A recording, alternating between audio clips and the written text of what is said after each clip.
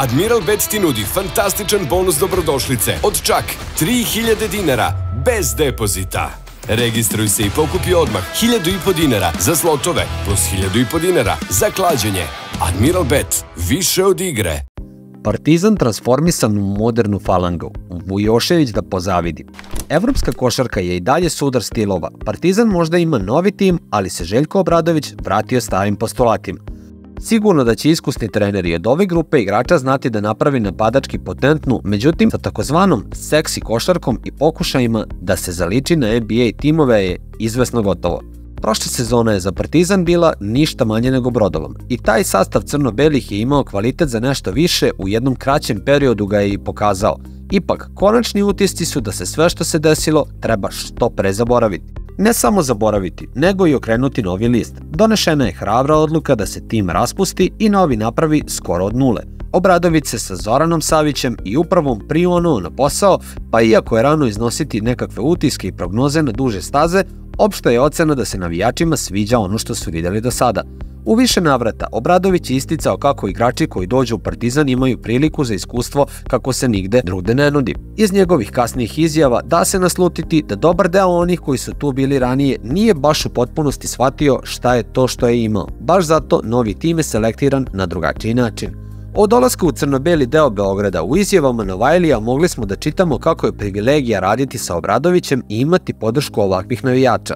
I utisak je da to nisu bile floskule, već da ti momci zaista znaju gde su. Shodno viđenom na utakmicama protiv AEK-a i Pariza, utisak je ojačao. Ko voli paralele sa istorijskim prilikama, pogotovo iz antičkog doba, može da povuče istu sa usponom Makedonije pod Filipom ili barem početnim stanjem.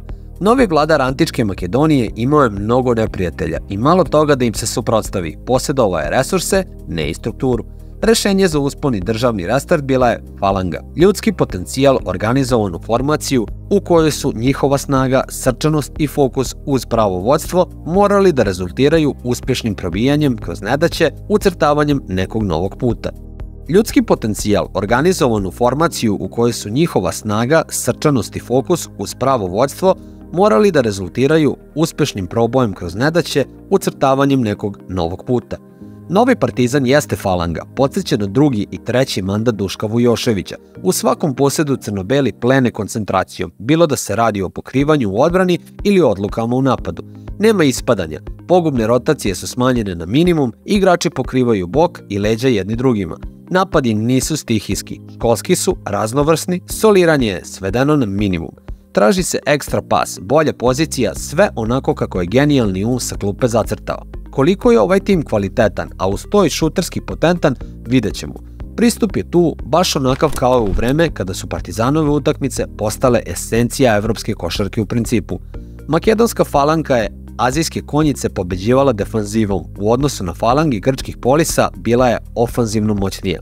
Rimske legije su ih nadmašile pokretljivošću onda kada je nastupilo neko novo doba. Obradovićeva crno-bela falanga pretenduje da povuče paralelu samo dvema od tri pomenute stavke.